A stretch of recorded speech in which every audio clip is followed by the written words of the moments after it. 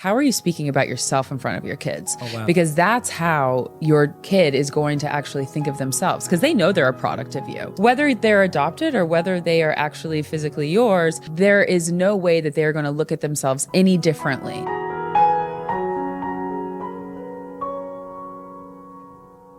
Hello, everyone. Welcome back to On Purpose, the #1 health podcast in the world. Thank you so much for being a member of this community. Thank you for committing to self, work, love, and life every single week. And you know, I have this commitment to all of you. You take time out of your day, whether you're walking your dog, whether you're on the way to the gym or at the gym, whether you're at the work or you're commuting back home, you commit to taking your time for being here. And I commit to you to bringing guests who can truly transform the way you live, work, and think. And today's guest is absolutely incredible. She's someone who's become a recent friend. I'm excited to get to know her more and more every time we're together. And she's someone who's not going to disappoint. She doesn't really need an introduction, but I'm going to give her one anyway because she liked the words that I had on my sheet. But her name is Ashley Graham. She's an incredible supermodel. She's breaking barriers through body activism, and she's a style icon and designer. And she's the host of an incredible show on Ellen Digital Network called Fearless. Ashley, thank you so much for doing this. Hi, Jay. Hey. So happy to be here. I'm so grateful to have you here. Thank you for having me. Yeah. Hi, everybody. I love it. And I'm so glad because we literally met, I think like a month ago. Yes, at the Ellen DeGeneres kind of launch. They have their, what is it called? The upfronts? Upfronts, that's it. Upfronts in New York. Yes. And you're launching season 2 of Fearless. And I was already a fan of Jay Shetty. I was already following you. It was already the thing. And you weren't following me yet. That's okay. That's not But we're true. friends now. No, I'm just kidding. But it was so nice. And then we had a nice, really great lunch. And here we are. We did. And I actually didn't know this, but I told her that day when we met, I was like, Ashley, I've been stalking you for a long time, actually, because I saw you speak at the Forbes 30 Under 30 event in Israel. In Israel. Yeah, exactly. So I'd seen you from then. And then we bumped into each other at UPW in LA. Yep. And then we met here. And actually, this is what really impressed me about Ashley. She was attending the Met for like the 25th time or whatever it is. Third, right? but so she was attending the 25th, Met. third. And everyone that week was telling me how busy they were with the Met and getting ready. Then Ashley's like, do you want to do lunch one day before the Met, like before a fitting? And I was just like, he is such an awesome human who has time to have lunch. And I don't mean know, that. Jay. I really think that people just want to be like, they want to get their relaxation in before the Met because it's such a crazy day and evening. Sure. But I always have time for lunch. Yeah. Always. Well, thank you. And you looked amazing at the Met. Thank you. Loved It was your so much outfit. fun. Dapper Yeah? Dan really did a great job. Yeah, it was incredible. It was amazing. Well, I loved it. Today, I'm excited to dive into your journey, your story. I can't wait for my audience to learn more about you and fall more in love with you as well. Aw. So really excited to do that. And I want to start where it all began for you and being spotted at a mall. I know. It's so weird. I think, so that's really where I was discovered as a model. But if you take it back and you go back to like how I was raised, I'm from Texas, Atlanta, Arkansas, New Hampshire, and Nebraska. My dad was a business consultant, so we moved around a lot. And every time he got a better job is when we were moving. And from there, I mean, my mom, she was raised as a farmer in a farmer family, and my dad was low class, working class kind of family. So when they raised me and my sisters, it was really about like being humble, working hard, and when you start something, you finish it. So when I was in the mall and the scout came up to me and said, "Hey, do you want to be a model?" It was another opportunity that my mom and dad saw as something like, oh, maybe she'll like this thing. Because I didn't love basketball. I didn't love soccer, volleyball, because my mom and dad also played a lot of sports. They just kept putting me into sports. I also was not artistic at all. Like these are just, it's like I wasn't good at anything. And then modeling came about and they were like, let's try it. And next thing you know, it just kind of all stuck with me. And I went through what someone might call like a modeling school, but it was kind of like this expo where they put you in front of many different agencies and you kind of have to prance around and like, I don't know, show your stuff. And an agency liked me and signed me. And it was just like all very surreal. I had no idea what modeling was. I didn't know what Vogue was. I didn't know what pretty meant. I knew like what being being the most popular in high school or middle school was, but I did not know what beautiful was until I got into this industry that dictated what beauty was. And then that's when it was like a whole new world for me. And I moved to New York at 17. I had modeled all through high school, and I traveled the world. And even when I got home from Paris a lot of the time, my mom would still be like, you have to mow the lawn, Ashley. Like, this is how I was raised. I was like very humble. She's like, I don't care how much money you just made. It doesn't matter. You still have to babysit your sister. So I was like, okay, great. Well, thanks, Mom. Everybody in Paris loved me. But it was interesting because it was like two different parallels of what beauty is. At home, my mom raised me to believe in myself and that my exterior had nothing to do with my worth. And she raised my sisters the exact same way. She never looked at herself and degraded herself in front of the mirror, never said she needed to go on a diet. She was very strong and adamant about those things. And that kindness was the most beautiful thing that you could wear. And then I'm in this world that is only based off of your exterior, that is about your worth with your size, the hip measurement, with how beautiful your hair is, what your eye shape is. You're not supposed to have a voice as a model. There's so many, it was just very strange to me. So I knew who I was from my mother and my father growing up, but then I had to conform to an industry that I wanted to fit into. And, the reason I think I wanted to fit into it, because it was a whole new world. It was like tasting a new piece of candy. It was, people offered, obscene amounts of money. They offered you to feel like you were in. They offered you the opportunity to be cool. And those are things that I had never felt afforded. And now it's like, oh, do I want those things? What do I have to do to get in? And you start to see yourself kind of make changes in your own belief system to fit into an idea or an ideal that was set that doesn't need to be. And that's exactly what happened. It was just kind of this like messy spiral downfall where I had to catch myself really quick before I fell into it. That's so powerful though, that you had this incredible upbringing.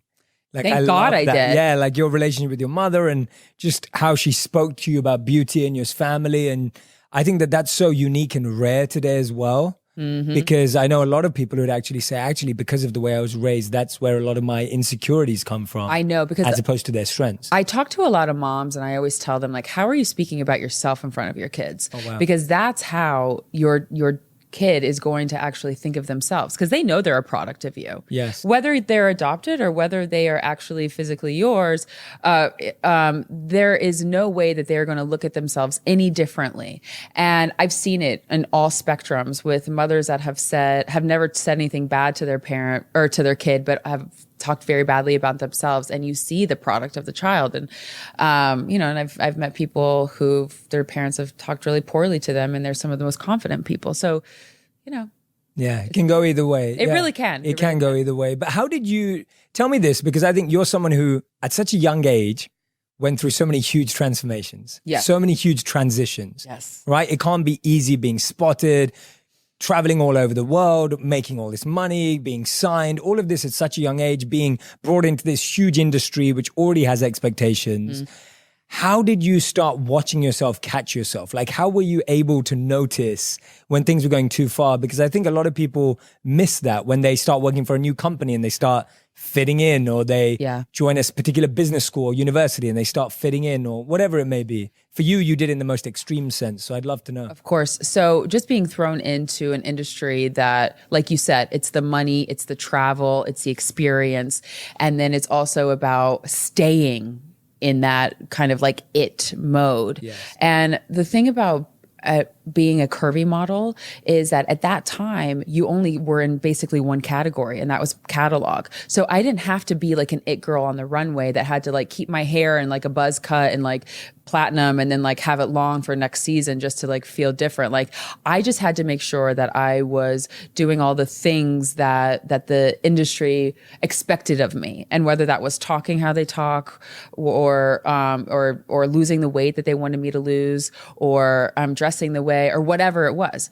But the thing is, because I was raised in a very Christian upbringing, and because I was raised with such understanding of my worth, and except for I wish my mom and dad would have talked to me about sex a lot more. I really do, because I knew who I was. Thank God I could stand up for myself. But because I didn't understand sex and what it was to have worthiness over myself, that's where my downfall was, because I didn't have a great relationship with my father. And in trying to fit in to this fashion world and not knowing who I was, and people telling me, oh, you're not good enough. Oh, you need to lose weight. Oh, your hair is, or your eyes, or whatever it was, your hip measurement. It was like, oh, then I needed to go find my worth. And then I would go find my worth in food. I would find my worth in men. I would find my worth in gossip. And that's when I really realized at 18 years old that I was on this spiraling downfall of hating who I was. I was working. I was making great money. But when you're working and making great money, but you feel really crappy about yourself, there's nothing that will bring you joy at all. So I called my mom. And I was like, Mom, I'm not doing this anymore. I don't want to be a model. I want to leave New York City. This is just something that has gotten to me. And she told me, and I swear to God, my mother is so prophetic. She said, Ashley, your body is going to change someone's life, and you have to finish what you started. And I was like, I have no idea what you're saying, lady, but I'm going to listen, because we're supposed to listen to our mommies and daddies. And she said, I'm going to come up to New York and I'm going to spend some time with you, because I was really just going through a hard time. And she told me, she's like, okay, you have to start going back to church. I was like, what? I don't want to go to church, Mom. But when you're raised in that atmosphere, and then your mom is like, okay, this was her rule. Like I only had to go to 5 churches and one time, and just to feel it out. And the first church I walked into, I saw 3 people that I had known from my church in Texas that I had gone to. And it was like this, it was like a sign. It was like, wow, I see family in this church. So I started going to this church, and I finally found like a community. And it was like outside of the modeling industry. It's like I had my whole life wrapped up into these people who didn't know me, who didn't want me, because I wasn't fitting into an ideal. So then I started making friends outside of it all. And it's like I went back to my roots. I went back to who am I? And thank God I did, because it took me out of that nasty feeling of not feeling worthy. I stopped having sex. I was completely celibate after that. I started actually doing affirmations, and it was something that my mom talked to me about when I had no idea what they were. But she said, because we are Christian, and we really believe that words have power. And I know that this is like many people that believe this, but it's like one of the biggest lessons in the Bible. And so she broke it down for me, and she was like, if you keep calling yourself ugly and fat and not worthy and all these things, then that's exactly what you're going to be. Yes. So she said, change your words. And that's what I had to do. And it really helped me as well. And it was the words that I made for myself were, I am bold, I am brilliant, I am beautiful, I am worthy of all, I love you. And I love you was the hardest one of them all. And it wasn't like I just said these things and overnight it like bada bing, bada boom, like, oh, I'm a Miss Confidence. Yeah. It was inner work. It was outer work. It was dedication to knowing that I could change the trajectory of my future by having these words be my truth. And having these words be my truth has now enabled me to tell my full story and have other people's stories come out and talk to them about what affirmations are and how your words are really killing you. So thank God for Mom. Yes. She really pulled me out of a lot. Yeah. It was really great. That's beautiful. What an incredible relationship to have. That's awesome. And I thank you for sharing so openly as well, because I think so many of us start to validate ourselves through a partner, right? Through men or women, through food. We start to validate ourselves through all these different ways, and we don't even know we're doing it. And so to hear you say, I'm sure a lot of people listening and watching right now are going to be like, God, I've done that too. Yeah. And I was sharing just literally, you've hit it for me 2 weeks ago when I was doing Red Table Talk with Jada, I talked about that, how I would find my validation in how I treated women. So it wasn't even what I got from them. It was just like, if I could show off how amazing I was during my teens, then that would make me feel more validated if they were impressed by me. I know. And I think we get lost in this web, and we're just weaving this web, and you're just getting more and more lost and trapped, and you don't even know. And you feel so empty. And you feel so empty, even if you're externally successful and ticking all the boxes. Doesn't matter. It doesn't matter.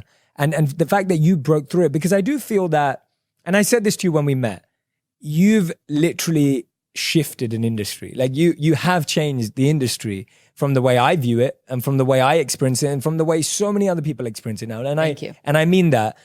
And the fact that you've been able to go from a place where actually all of these things were forced upon you to you now having a really powerful voice, right? Being able to share all these messages around it. I think that that's a transformation I'd love for you to walk us through. Yeah. Because I think that's the story of everyone. Like your story is the story of everyone, maybe not as extreme, right? But everyone who feels like, yeah, you're not good enough. You're not going to be able to do that. That's not possible. Or it doesn't work like that, right? And then being able to break that. And I love the affirmation point you made. So let's start with that journey of transformation. I want to hear about how you did the work, because I know you have. Oh my God. And it's like, how do you get to the point of looking in the mirror and saying, I love you, and meaning it? Yeah. Because I agree, I love affirmations too, but you have to feel. You have to know. Yeah. You have to know it in yourself, right? And it's one of those. It's really a lot of inner work. And for me, understanding that quiet time in the morning and meditation and prayer is like so. It is the thing that will get me through the day. I will wake up. I will feel terrible. I'll feel my mind will be foggy or whatever. But that quiet time in the morning, whatever you choose to do with it, that is your time. And it is so precious to me. So that has been something that has been a staple for me. The affirmations, I mean, I say them in the car before I walked up here. I was like, I am bold, I am brilliant, I am beautiful, I am worthy, and Jay and I are going to have a great conversation. You know, it's like one of those, it's just in me now. So I don't have to recite it constantly, but everybody's affirmations are different. Just to wrap up the affirmations, but everybody's are different. And once you make yours and you say it, write it on your mirror, write it on a paper, like actually physically write it, type it out if you love to type, like whatever those things are for you so that you can embody it. And they can change over time too, which I think is very important. So as you were saying, like that I have your words that I've changed an industry, it's hard to go back and be like, when did it all begin? Yeah, I can imagine. Because for me, I was just this like girl from Nebraska working my butt off, just trying to like, sustain a $4,000 rental in financial district. And I'm like, this is what people pay? Like, this is insane. I'm living in 800 square feet. This is not okay.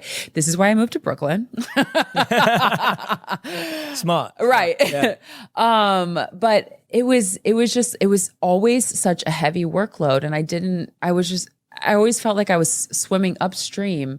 And even as my worth developed, and even as my understanding of who I was, and that my worth wasn't wrapped up in men, my worth wasn't wrapped up in food, it wasn't wrapped up in my career, I still struggled and wanted something more in my career. And I wanted to be able to make change in a different way. And I think that where a lot of it began was I was in a commercial that was banned from television because of my size, because I was in lingerie, and a girl that was a size 16. I was 16 at the time. I'm a size 14 for all of you wondering. Everyone was. Oh my God. But people are always so just, We're still addicted to numbers. Wrapped up. Gosh. Anyways, that's another conversation. Yeah. Anyways, so I was a size 16 girl in lingerie in this commercial, and I was like going to meet my boyfriend, and it was banned from TV. And that's really where kind of my career took like this trajectory of like, oh, there's this girl, and like maybe we want to get to know her.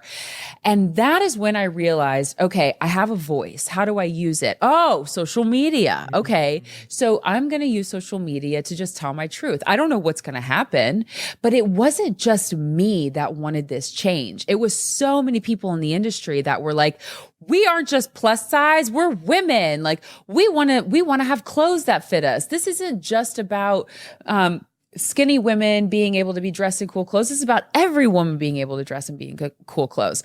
So I really used social media as a stepping stone in order to just have a voice. But I didn't know that that was going to be my biggest stepping stone. Yes. So I remember just like posting photos of myself in swimsuits or lingerie and not retouching the cellulite out. Shocking. And getting all kinds of women just saying like, how brave of you, or how courageous that you would actually do something like that. I would never, or like, thank you for giving me the confidence to be able to do that. And I thought, okay, well, this is good. This is a thing. This is real. Yeah, people care. Exactly. And then I realized that there was a hole in the market for lingerie, and that people were looking at me as a lingerie girl. They didn't know my name, but they knew that I was a lingerie girl because of this commercial that was banned. So I was like, well, great. I'm going to make lingerie for all of you then. Wow. And because I could take a step back and look at where there was holes and where I could fill it at the time, because at the time I was 23 years old, because I started also lingerie line because I had been in the same position on the couch when my husband left for the house in the morning, and he came back that same night, and I was like literally just still watching Real Housewives. And he's like, is this what you want with your life? Yeah. And I was like, what do you mean? He said, do you really just want to be stuck in this kind of career, in this job, and doing this same thing? And I thought, I don't want that. What can I do? And that's when I went and took a step back and made a vision board about who I want to be, what do I want? And that's when the idea of the lingerie line came around. And it's funny because people who have changed industries and people who have made such impacts in the world, I don't know that they've actually set out to do it. I think it just happens. And I've just taken every little gap that I've seen in my industry, and I've tried to fill it.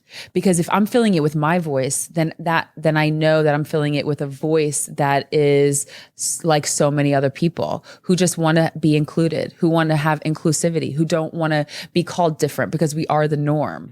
And it's just a conversation that I've had to keep having, but it's incredible the strides that have happened along with it. Absolutely. For everyone who's listening and watching right now, Ashley is gracefully sharing her story, and she didn't even point this out, but it's like you literally took your commercial getting banned from being on TV and turned that into something incredible, which I love. Thank you. Because it's so easy for any of us to hit any roadblock, hit any barrier, hit a rejection, hit a no. For most of us, like if our book doesn't get picked up, or if your TV commercial gets banned, or if your movie never made it out of script, or whatever it is, or it didn't make it out of a pilot phase, a lot of us would be like, oh my God, my life's falling apart. Like I'm not going to make it, or I didn't get into the college I wanted, or I didn't get the promotion I wanted. But you went and took that same thing, and that actually led to the birth of your lingerie line. Yes. Which is just phenomenal. Like I love that. It's just an example of how any situation can be the biggest blessing in the world. Yeah. Right? I think of no's as maybes, and I turn my maybes into yeses. Right. And I know that not just one person is going to give me an answer. So there wasn't a door that I didn't knock on. Yeah. And I thank my parents all the time for instilling that hardworking ethic in me, because it doesn't matter what you're doing in your career. You understand this. I understand this. You have to work your butt off. And you have to work your butt off even harder when you get to the top, because then you want to stay there. Yep. Absolutely, 100%. So you think you're working hard now? Yeah. It's true. So I don't know. I just think that was a very pivotal moment, and then it all just kind of started spiraling into these great opportunities, and also just being able. I did a TED Talk, which was like also very scary for me. Very scary, but it enabled me to have a voice. And so many models were silenced. We were just told that, you're a pretty face, be quiet. And that's crazy. It is crazy. It blows my mind. I know, because we're people. Like, we have many opinions. We have many things that we're passionate about. And we want to change the world. And I actually, in my book, I wrote a chapter about when models talk. And it's interesting because I had started this group called Alda, and it was me and 4 other curvy girls who had been switching agencies. And we did it together because we knew if we went to a really big agency that did not have any curve models, we could really change the industry. Wow. And we made these business proposals, and we talked about how much money we each made and how much money that the whole curve industry is making and what the trajectory of the industry is. And we took it as like this business opportunity to really to tell the industry who we were, not just as the 5 of us, but like who we are as curvy women. Yeah. And they listened, and sure enough, 6 years later, here we are. And oh my God, I didn't know that part. I love that. I'm so glad you're sharing You that. can't do it alone. There's nothing you can do that is only going to be you. There's teams that are behind people. There is mountains that you have to climb over to get to these places, and you need people along the way to help you. And I always thank those girls, and we stay really close. But yeah. Yeah, no, I love that you brought up that point. I was sharing the other day that I feel like so many of us, when you're starting in a space, you look at everyone else as your competitor. Right. And you're like, okay, who's winning in this space? What's my competitor analysis? Yes. Right. Like, oh, she's number 1, I'm number 10, or whatever it is. Yes. So actually, what you've just shown is this beautiful example of collaboration, right? Collaborators and seeing everyone. And I remember when I first started making content, for me, it was the same. I was looking at every content creator as someone I could potentially collaborate with. Mm-hmm. And I would literally write to everyone and just be like, hey, I really believe that we need to share these messages. Why can't we support and share with each other? Mm-hmm. And a few years later, I've seen the growth of all these incredible other platforms. Mm-hmm. And we all work together in the same way. So I love hearing that because I think so often we feel alone and we choose a lonely path when we don't need to. Mm-hmm. Right? Mm-hmm. No, it's so true. And especially in the fashion industry, everything is a competition. Yes. And it's about the Instagram followers, who's got covers, who's in the campaigns, who's on the runways. And it was really groundbreaking for people to see us all band together. And even the agencies were shook by it. They were like, oh, you told each other how much you make? Like, how dare you? Exactly. But we had to, because we wanted to make sure that we were making the right decision. Yeah. Oh, go on. No, it's okay. It's okay. But I was going to bring up another great story in that even though I did that, I still had to learn another lesson a couple years later, where actually it was a year prior. My bad. I'm getting my timeline all mixed up. But there was a cover that I was up for, and it was Italian Vogue. And Italian Vogue in the fashion industry is like being on the cover of Forbes in this side of the world. Okay. And it is like, oh, the creme de la creme. And I was on hold to be on this job. And the night before, I get the call and they're like, you didn't get confirmed, but 3 other brunettes did. And I was shook. And I thought, okay, there's day 2. And they told me that maybe I'll get into day 2. The next night they called me. They were like, Ashley, sorry, you didn't get it. And I honestly went and ate a bowl of pasta because like that was like my method of just like coping and healing. And I said to my agent, I said, is this going to ruin my career? These 3 brunettes, like they're going to take over and they're going to take every job that I've ever worked so hard to get. And he said, don't worry about it. Like, you're my moneymaker. You're my star. Nothing will happen to you. Sure enough, when this cover came out, it was like, boom, I stopped working. And these other girls just started getting more and more jobs and more fame, like whatever that was for them. And I was so pissed. I was pissed. I was angry. I was jealous. There were so many emotions that were going on in my mind. And there was nothing that I felt like I couldn't have done to get on that cover, but except for just be pissed at that point. And I had this probably 3-day conversation with myself about what would it have meant to me to be on that cover. And I talked to myself through what the success of my feelings would have been, all of the highs, what jobs I would have gotten, all of that stuff. And I said, but it didn't happen. It wasn't yours. And the moment that I could say that to myself and realize that that wasn't mine, and I forgave myself for getting so angry, it was like poof, it was out of my mind, and I could just share it with other people. And it was more of like a funny thing and a life lesson in some senses.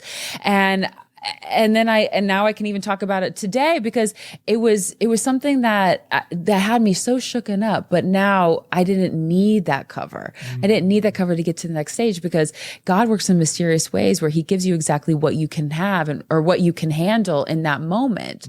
And I didn't need it. And he wanted to teach me a lesson on just being comfortable in my own space and not having it all. Yes. And I was really, I mean, it took me a while to be okay with that. Totally. But now I look back and I think, God, wow, I'm so glad that I was able to handle the situation that I did. Yeah. Thank you for sharing both human aspects. Yeah. Like I'm glad that you told us about that side too. Yeah. And thank you for sharing both stories. Like the first story showing collaboration, community, coming together, but then actually showing on the flip side, of course, we all want to win. We all want to do well. Exactly. And we will go through moments of feeling extremely angry, extremely upset. And I love that you said you had a 3-day conversation with yourself. Yes. Which I think is awesome, by the way. Like, I think everyone should set more meetings with themselves on their calendar, right? Like our calendars are full of meetings with other people. Imagine you actually had a meeting that said me. Me, I know. Right? Like, oh, I should do that. Yeah. We need everyone to have a calendar on that. You know, a calendar moment that says me, a meeting with myself. It's the most important meeting of the day. Yeah. And I just think that it's so awesome that you shared both sides with us because I do think it's human. About balance. Absolutely. And it's human to want to win and to succeed and to be ambitious.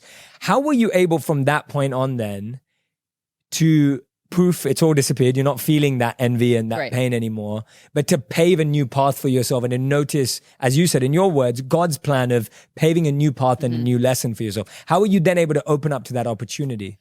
Well, I think then I just had tunnel vision and that I didn't have competition. It was just everything was about what am I doing and what do I want to see? And it's been really great to be able to work with people. My team is incredible, and be able to come to them and say, okay, this is what I see that needs to happen in my career, but this is also what I see that needs to happen in the fashion industry. And how can we fill the void and how can we fix things and change things? And it's been really great to be able to work with designers like Prabal Gurran and Christian Siriano and Michael Kors and just be able to have natural conversations about like what's really happening in the industry, but then also to have the confidence in myself to be able to do those things. And I think now is the time people want that change, and the body positive, the body inclusivity conversation has just blown up. Yes. And now more than ever, we're seeing women and men, honestly, which has been really cool, of all shapes, sizes, ages, colors. I mean, name the gamut. It's like inclusivity is like really where it's at. Yes. But staying true to who you are is easy when you know who you are. And I think that I'm 31 and through my 20s, I had to really get to know myself. And I had a lot of like what felt like maybe a carpal tunnel because I was just writing a lot about journaling, about who I wanted to be, what my goals were and all these different things. And when I look back at those journals, I laugh because I feel like I was so immature. Like I really like wanted such little things. Oh, so bad. So, yeah. Like I really, like I look and I think, wow, I was so close-minded, but I'm so glad that I have that proof to myself how much I've grown. And it's nice to look at the fashion industry and say like, wow, things are really moving. And then be able to look back at the journals and be like, wow, I mean, it's just incredible to see like the maturity of like everything all at once. I think that just really knowing who you are and getting to know yourself is really key in whatever industry that you're in and whatever mountain you're trying to move. Yeah, absolutely. So well said. So well said. And I think one of the things that you're really raising that's important to me here is this principle of we think we have the grandest and biggest plans for ourselves. And then the universe, God, whatever you want to call it, comes and gives you something way bigger. Way bigger. And you just had to stay on that path. And every delay really has a blessing. Yep. But you've just got to be able to wait and be patient and consistently keep pushing and working.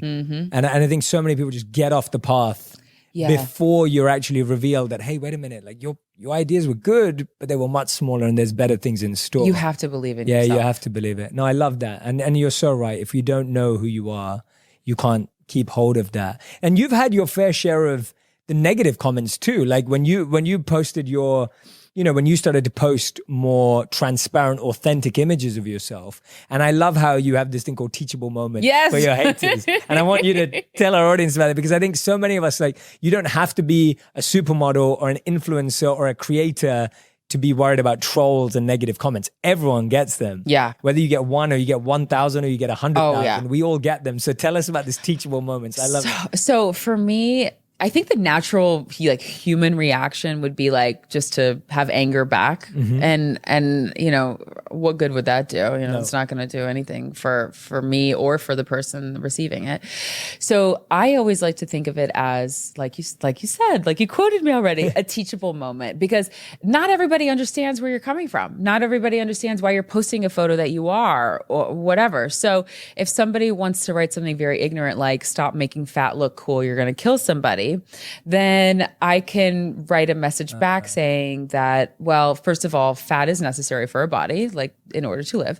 And thirdly, I'm not making fat also can be cool. And if you want to call me fat, great. I'm not offended by that word.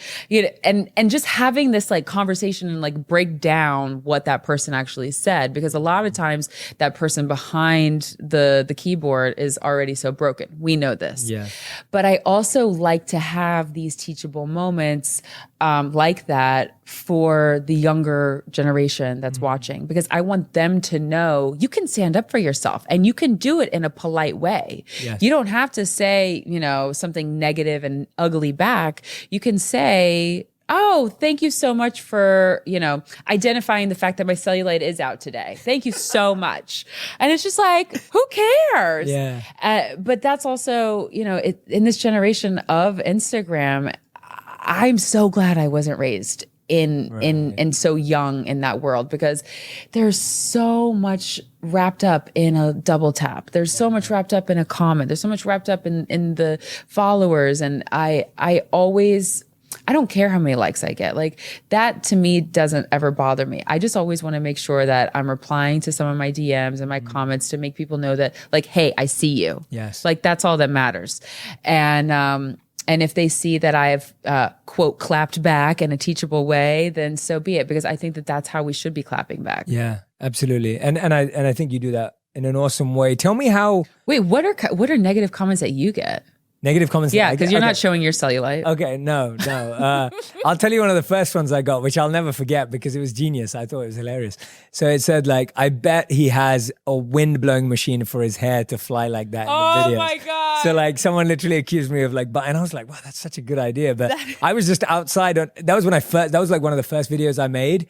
I didn't have a team. It was one guy with his camera and me. It was a super windy day in London. Oh. And I'm sitting on this rooftop and literally my hair's flying. The sound was really good, right? The sound was really good. I saw that interview. Yeah. And it's just like, so that was one of them that I got. I think, so that's something common I get is something based on, again, it's always physical. A lot of it's physical. Exactly. And I'm like, okay, I can laugh at that. That's funny. That's cool. And then often I'll get things like, oh, well, it's easy to say. And then again, that's a teachable moment too. And I'm like, yes, I know it's easy to say. I get it that you're really going through it. But this is at least opening the conversation. Like, how much can I share with you in a 3 to 4 minute video? Exactly. I'm trying my best here. And that's why this podcast, conversations like this are beautiful opportunities where we're really diving into so many of these themes in depth. Yes. With someone like yourself who's going through it in an extreme way. Yes. And so for me, the 3 to 4 minute videos have been windows for people to come into a bigger, deeper conversation.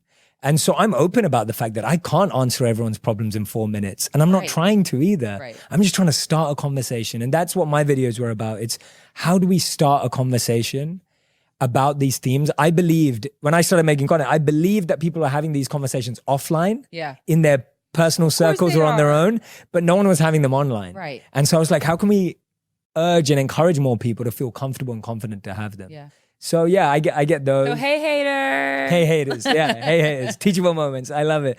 But one of the things I really want to ask you this, and this is something I ask a lot of people whose industry or career is based on an external accolade or award. In your case, for example, getting a magazine cover, like you said, Italian Vogue.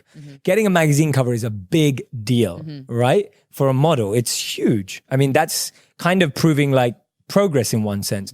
How have you stayed in love with the process and motivated every day rather than waiting for that release of a cover to validate how you feel about your career and yourself.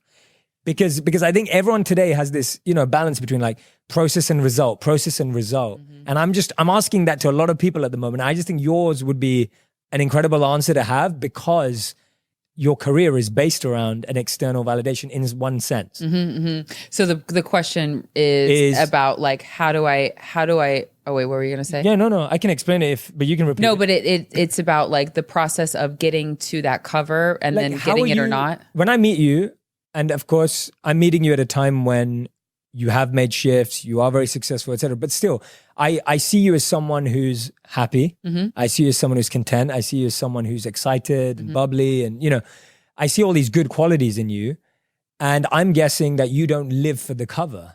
I'm guessing that you love life every day. Right. I'm assuming that. Right. And if that's true, then it's like, how have you fallen in love with the process of getting to the cover and not living for the cover? I see. Does that make sense? 100%. 100%. So if you for me, I can't wrap myself up of my worth in my work. Because if you wrap yourself up in your worth of anything, you're going to completely fail at it. And that's like wrapping yourself up in a relationship or, literally anything. So I have made this conscious decision to be 100% comfortable and confident in who I am as Ashley, and not have the world tell me who I am, but know who I am because of how I know God made me, because I know what comes out of my mouth, because I know what I look at, because I know what I do on a daily basis, what the tangible things that I am able to do. And there are so many covers that have not come. There are so many jobs that I wish have and would and will that have not. But I'm not wrapped up in that, because I know what I'm doing is making a change in the world that I'm living in today. And I think that if I were to be so wrapped up in the actual process, then I would be living in high anxiety every day. And I choose not to live in anxiety. Yeah, I love that answer. That's awesome, because that's something no one can ever take away from you. Ever. You can't. That's something Nobody that can can. never be taken away. Yeah, exactly. Absolutely. Thank you for sharing that. I've been thinking about that a lot, especially with so many people's lives today that revolve around a cover or a movie or an event or a promotion. It's always about this result. But it's hard to get to that place. It is. Especially in an industry that is so wrapped up in what you do have and what people see on social media. And it's hard to teach the next generation that as well, because everything is about like the look and the glam and and like the behind the scenes and like and also just like showing literally everything and not having anything sacred.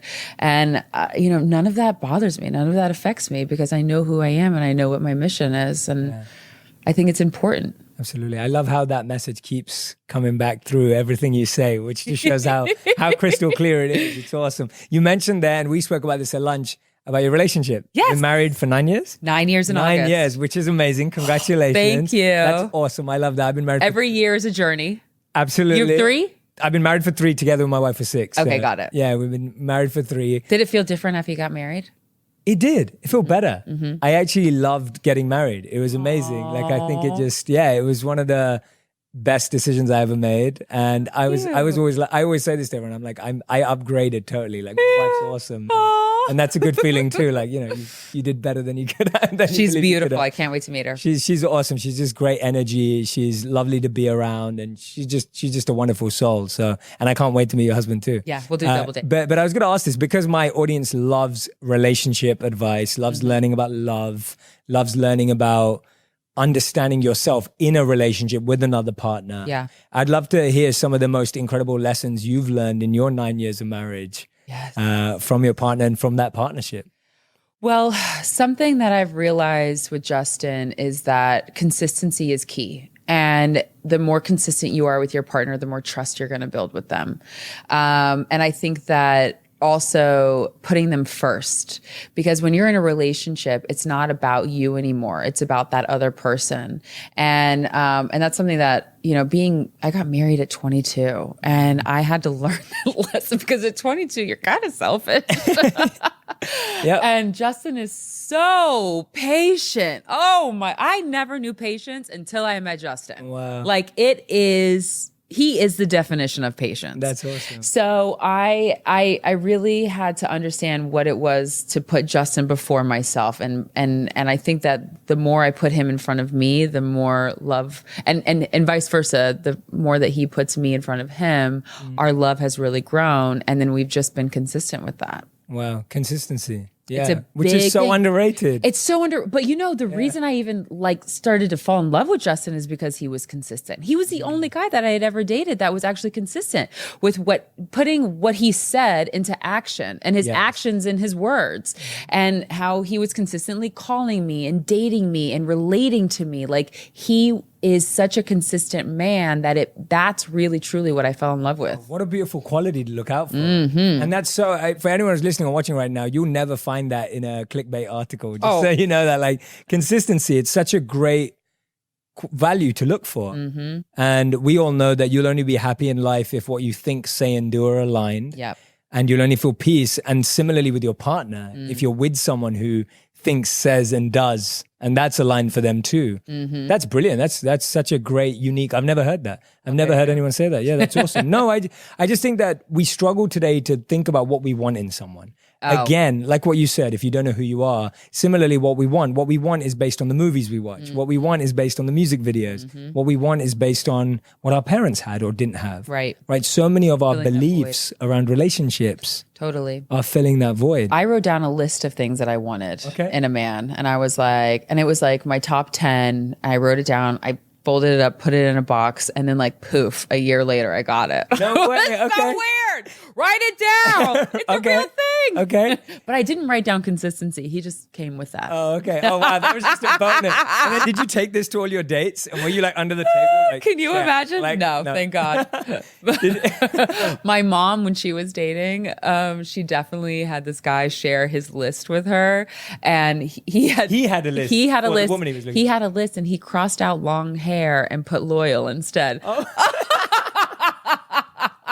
That's awesome. I love how they're in the same category. Oh, it's like long hair and loyal. That is brilliant. I picked out 2 of the most asked questions about relationships this year on the internet from Google. So I want to ask them to you. All right. So they are, the first one is, what does a healthy relationship look like? That's one of the most Googled things about relationships. That's so funny. Was healthy really? Just your opinion. I think it's a good question, because I think a lot of people want to be in healthy relationships, and for me, I think that when you and your partner are making each other better, you know that song, "You Make Me Better." Yeah. Like, that's real, because if you're making Fabulous, Neo. There we go. Hey, Let's put early background. 2000s. We're the same age. So, yeah.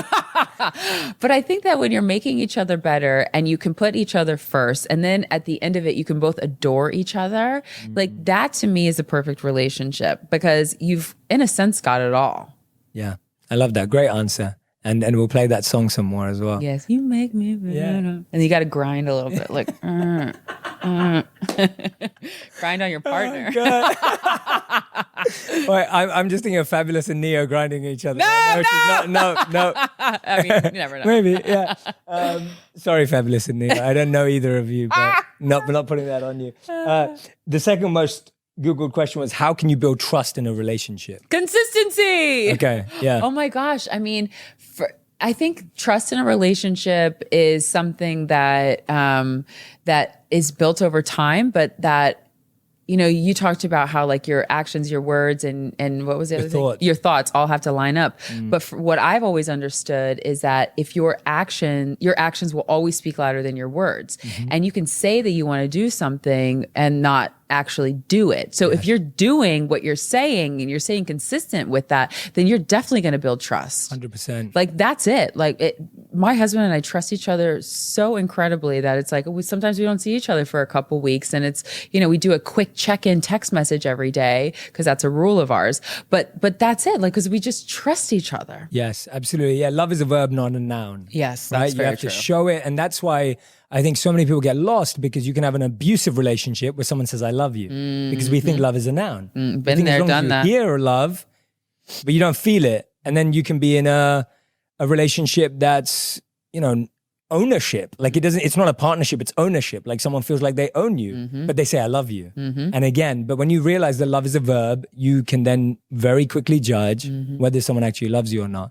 And love is a verb, y'all. yes, love is a verb, not a noun. It's so easy to get lost in just hearing the right stuff. And if we've never heard it before, it sounds intoxicating, right? It's amazing. It's such a wonderful feeling to hear that you're loved, even if you're not feeling it.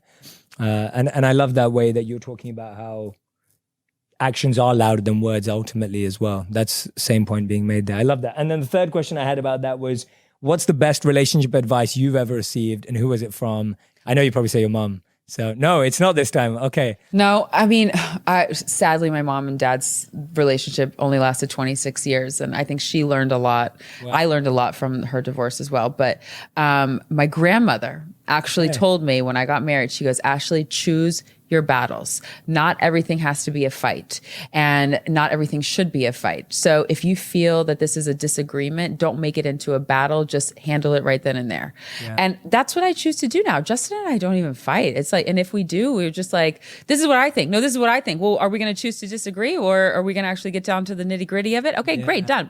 And we don't go to bed mad at each other. Yes. Have you ever gone to bed mad at your wife? No. That's good. One of our rules too. Yes, it is like the biggest mistake of your life if you do, because you sleep terribly. You wake up in the morning, you're just like pissed off at everything. And then it takes all day to fix it because you've slept on it all night. Don't go to bed mad at each other, people. Yeah, no, it's great advice. And I love that you said this. Rules. Like you said, one of our rules is when we're away from each other, we message each other. Yeah, okay. We have a few rules. I'd love to hear them. Yes. Yeah, please share. There's that. We have to check in at least once a day. Yes. We don't go longer than 2 weeks without seeing each other. Amazing. Because that's like, for us, it's like the breaking point. Yep. And we always respect each other, even in a fight. If there's a fight that breaks out, it doesn't matter. We have to respect each other. I love that. Yeah. Don't feel like you have to hurry up. It's fine. No. I'm just watching the time. I need to be careful. You're like, yeah. But no, I think that's an awesome answer. I love rules. I think rules are really, really important. And people feel rules ruin spontaneity, but actually it doesn't. No, it doesn't. Yeah, you can stop spontaneous sex. Yeah. We're not talking about that. Like, just make rules and regulations within like the time that you spend together, or how you treat each other. How you communicate, how often you communicate. Exactly. Just set standards, right? Setting standards so that no one's let down. And I think a lot of us, we think that spontaneity and dynamism is lost with rules, but actually rules just enhance that. It gives you more opportunity to have those. And I've definitely seen that in so many relationships that don't have rules, that actually just start losing standards, and then people end up settling or lowering their standards, and then it's lost. Yeah. Don't lower your standards. Yeah, don't lower your standards. It's not worth it. No, definitely. It's so easy to settle in relationships. It is. It's really, really easy. Been there, done that. Yeah. Yeah. and we lower our standards when we're lonely as well. Yeah. Like I see that a lot today, that I see friends who see all their friends are in a relationship, and then you want a relationship because your friends are in one. And so loneliness becomes your metric of why you want someone in your life. Then you're just like a serial dater. Yeah. Or serial sleeper around her. Exactly. And what you said about arguments is so important. There's this incredible study by John Gottman. And John Gottman and his wife, I don't know how long they've been married, but they're very, very, very old. And I literally got to see them at a conference we were speaking at, and I fangirled over them because I love their research. And they're both so adorable together. But their research from the Gottman Institute talks about how the number one skill that keeps relationships together is not date nights, it's not cruises, it's not holidays, it's knowing how to fight. Oh, wow. Like that's the number one skill that keeps a relationship together long term. So what you just said there, it's like knowing how to fight. And I know we talk a lot about the love languages, but something I've been playing around with a lot recently is the 5 fight languages. Like what are they? What are the 5 fight languages? So we all fight differently. Like, so there are some of us in a fight situation who go quiet, and we just need to retreat, and we need to hide away, and we need to process our thoughts. Then there's another language where it's like, I need to talk this out right now. Like, this is it. Like, we need to have this conversation. Which one are you out of those two so far? Or you're not? I'm like both. Okay, which you're is both. really Fine. depending on what it is. And then a third fight language is the language of, I need to consult someone. Oh, so people are like, I don't like to bring other people into my drama. Neither do I. No. But you hear it often where people are like, oh, I need to talk to this, or I need to talk to that. Another fight language is the language of instant blame. Like, you just start blaming that person straight away. Like, you don't want to take any responsibility for it. And of course Sounds very juvenile. Yes, very. But it happens. I know. I'm sure you've experienced it or seen it. Look, around. I've done it. I'm Yeah, not going to sit here exactly. and lie to you. Yeah. But like, geez. Yeah. Hearing you say it, that's like an actual trait. I'm like, I don't do that. Yeah. We wish we didn't. This is why I tell people whenever you have an emotion, voice note it Right. and play it back to yourself. Isn't that and you good? realize how silly it sounds. If you're Right. complaining about your partner or an argument or anything, voice note, record it and play it back to yourself. Interesting. And you'll hear your voice and then it'll sound like someone else is saying it to you and you'll be like, oh, because what we do is we take our emotions really seriously. Right. But when a friend's saying something, we're like, oh, come on, get over it. Right. And so when you hear your voice as if it's a friend sharing it with you, Uh-huh. you can kind of go. The other thing that I just, Brene Brown was talking about is like, what's the story you're telling in your head? And when you can say the story that you're telling in your head to your partner and vice versa, the stories never line up. Yes. So I was like, oh, I'm going to bring that into my relationship. Yeah. I just love that idea. Yeah, exactly. Yeah. Because so many people, they think so differently. Totally. And that's totally fine too. I think we're always told, find someone who thinks like you, find someone alike. Well, good luck. Yeah, exactly. How hard is that? Good luck gonna be? finding someone with the same love language too. Yeah, exactly. And you don't need to either. That's the problem, right? So, You don't. yeah, it's crazy. Okay, we've got time for a couple more questions. I wanted to talk about your partnership with Ellen. Yes. Because I'm about to embark on that journey. So need all your wisdom. Are you shooting soon? And experience. Yeah. Okay, soon. great. Yeah, So So exciting. very excited about it. But you've got season 2 of Fearless. Yes. Coming out. When's it coming out? Is that already? So we start shooting Fearless really soon. And it's just been so incredible because I've been able to go to meet people from even cities that I'm from and just open up a whole new door that they never thought could ever be even cracked. And it's like we're giving opportunities to people who have felt like the underdogs, who have felt not even worthy to walk into their greatness or into the ability that they've dreamt of. And being able to work with Ellen and her team has been this like incredibly eye-opening experience that I've absolutely loved. And just seeing people's lives change right before your eyes is also just, You've got people in tears. Like it's literally There's no like words. every It's episode. It's like yeah, it's a sound. It's like, oh. So it's been absolutely amazing. yeah. I've had so much fun. You're going to have great. Yeah, it's been beautiful to watch too. I feel like the emotion that's captured in season 1 is just unbelievable. Yeah. Like you're seeing people literally like break down, having fall to their knees or just fall in people's arms. And Ricky, who transitioned, that was this like incredible moment. He had never met a trans person before in his life.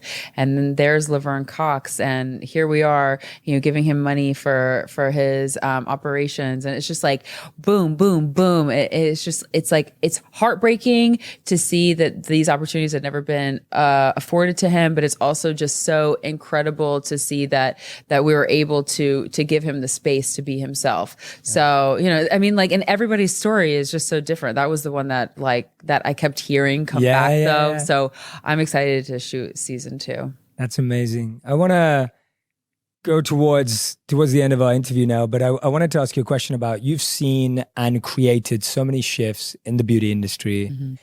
Which ones are you really happy about that have changed? And which ones are you still trying to change? Well, what I really want to see change is that we don't have to have this conversation anymore, that everything is the norm, that inclusivity, diversity is the norm. And I think that things are shifting in that direction. But, I've been doing this for 20 years and I've never seen something rapidly happen this quickly. And it feels like this wild success within the fashion industry, which I'm so excited for everybody that's been a part of the process. So I think that we need to see more curves on the runway. I think that designers, once they start understanding that not every model or person or a customer is not going to fit into this ideal size or ideal beauty or whatever, then more designers are going to be like, oh, okay, well, I don't have to just keep putting the same type of person on the runway. Yeah. I don't have to just keep putting the same type of person in a campaign. So I think that that's what I'm most excited to see is like, hopefully in the next 5 years, we see even more of a change. And, you've seen the industry change. There's a model, her name is Paloma Essler, and she's, she's been doing incredible editorials that women that look like us, that have our bodies, have never been afforded before.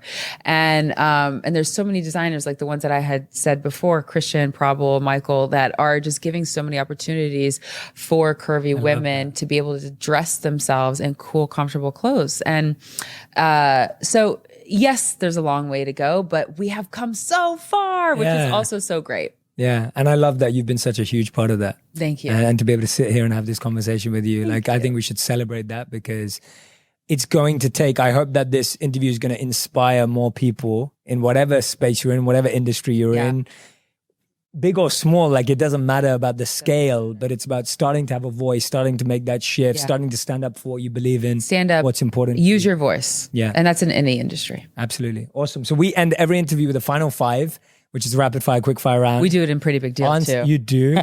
Answers are only 1 word or 1 sentence maximum. Oh God. Okay. Yeah. So are you ready? Yes. Do you want to wait? Do you want to talk about anything else that we haven't talked about? Exciting You things? want to talk about Pretty Big Deal? Yeah, let's talk about Pretty Big Deal, because I know we're going to do it when you relaunch. But you're let's come talk on about Pretty it. Big Deal. Yeah, exactly. So Wait, that's the trade, right? Yeah. No, yeah. That's why we're doing this, right? Like, we're only doing this because she's having me on.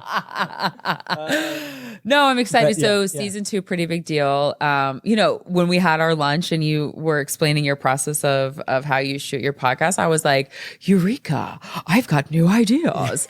So I'm excited for Season 2, Pretty Big Deal, to come out. And, I wanted to start the podcast because, first of all, models aren't given the opportunity to have a voice. And that's such news to me. Is having never been in the modeling industry, it's so interesting from a complete outsider. Yeah. Like, to hear that and be like, what? How can we ever not give someone a voice? But I get it. I get it. We are just supposed to be clothes hangers and just be there and be pretty. God. Wow. So, and I've always wanted my own TV show, and I've always, felt like, I'm a personality. Like, what can I do? But, it's not like people are just handing out TV shows. So I was like, you know what I'm going to do? I'm just going to go make my own podcast, because this is a generation, like our generation isn't going home and watching TV anymore. We're on the go, and we're very busy. So we're listening to podcasts, we're watching YouTube, and it's something that I was like, that's my audience. I'm going to go with them, and I'm going to talk to them about issues that I've felt very passionate about, talk to them with people that have changed my life, who have been inspirational in my career and in my just my growing up. And I've felt really great about being able to just share all those different stories with my audience. Yeah, that's awesome. Who were some of your favorites from season 1? I know it's hard to say, but no. Yeah. I loved every interview. Duh. But I love talking to Noor Tagore, who is one of my friends that is Muslim, and she wears a hijab. And we really got to talk about Christianity and being a Muslim, and like not parallels, but like how we came from completely different opposite sides of the spectrum, but like that we can have these natural conversations and talk about things that matter to us, and be able to share so open and honestly. And I think it resonated with a lot of people, that conversation. I love talking to Lily Sang and Lindsey Vonn and Amy Schumer. I mean, like, just to name a few. Yeah. Amazing. Yeah, and they're such awesome, and they're all, that's the beautiful thing that I love, that everyone you've interviewed are doing such awesome, purposeful work. Yes. Like, everyone on the podcast at Pretty Big Deal is doing something meaningful in their industry and trying to create shifts and ripples, which is incredible. And that to me is most important. And I always love to celebrate other women. Yeah. And I love the name too. Thank you. Justin came up with the name. Ah. Yeah, he said, well, you've always been called pretty for a big girl, and you're my pretty big deal. So why don't you just say pretty big deal? I love it. It's such a great name. There you go. On top of being consistent and everything else. I know. He's coming up with names. Sounds like the dream man. Yeah, he really does. He really does. I can't wait to meet him. But no, awesome. Thank you so much. Thank you for being here. We're going to go to the final 5. Okay. Here we go. Question 1. What is something people would be surprised to find out that you do every day? Every day? Oh gosh. I don't know. Every day? Or anything. Okay. Yeah. Something that I love to do is aerial yoga. Like you hang with the rope. Yeah, with the I didn't ribbons. know that. Oh. Yeah, I love it. Oh, wow. Okay. Love it. When did you start doing that? Oh, probably a couple of years ago. Oh, cool. Yeah. I've never tried it. It like releases your back. It opens your sciatic. It's like, wow. it's really strengthening for your upper body. It looks really hard to do. It's so hard, but Okay, it's so much fun. Yeah. For a second, I was like, "Are you going to say no? It's so easy." And I was No, like, it's not easy. It looks really hard. Please. That's why I've avoided it. Climbing up the ropes. Awesome. Second question: what's the first thing you do when you wake up? Definitely press the snooze button. I like Interesting. no shame in my game. I don't care. Like, but I love to wake up early because I'm all about having that moment, those moments to myself. So yeah, I'll press snooze. Fine. Maybe twice, but that's okay because that's something that I just know about. 4 a.m. Right? Like yeah. 4 a.m. Question number 3: if I stole your phone, whose phone number would I want to steal the most? Oh, well, do you have Ellen DeGeneres' number? I do. Oh, you do? I love it. I do. God. Oh, God. I don't know. Who knows? I think my contacts are pretty boring. Probably Justin. Yeah. You know what? We'll do a double. Yeah, I like Justin. Okay, number 4. What do you consider your greatest accomplishment? Oh, man.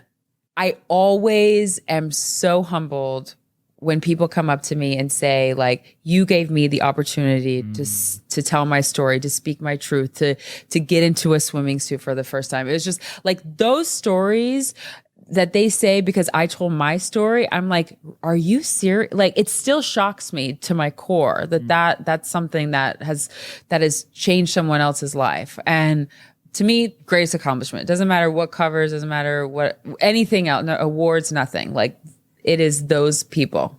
I love it. And 5th and final question: what's your favorite prayer, meditation, mantra that you repeat every day to yourself? So I don't do mantras or like I have my affirmations, but for me, what I do is I have music, worship music. Oh, wonderful. And I sing a lot of like old gospel songs, or I love Fred Hammond, and I'll sing out loud to myself, with myself, and I'll praise God all morning. And it makes me just so happy. Yeah. So that's something that I like to do. That's awesome. Thank you, Ashley. Thanks, How Jay. amazing was that? Everyone who's been listening or watching, I feel that Ashley shared so many incredible insights today. Make sure that you screenshot them, type them in, share them on Instagram, Twitter, Facebook, YouTube. Tag both of us because we'd love to see what you've learned and gained and grown from in this episode. There were countless messages that I was taking mental notes of, and I really, really hope that you find them as well. Make sure you go and follow Ashley across social media. It's Ashley Graham on absolutely every platform that you can possibly find. That's right. Make sure you look out for Fearless and season 2 of Pretty Big Deal as well. And Ashley, again, thank you so much for doing this. I'm so happy and grateful and excited for my audience to hear this. Really excited. Thank you, Jay. I can't wait for you to come on Pretty Big Deal. Yeah, I'm really looking forward to it. Thank you. Yeah, thank you.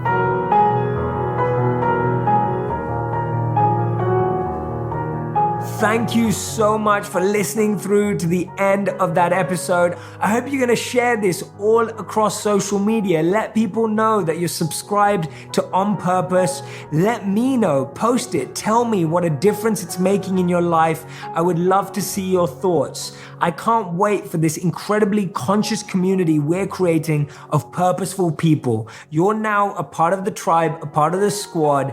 Thank you for being here. I can't wait to share the next episode with you.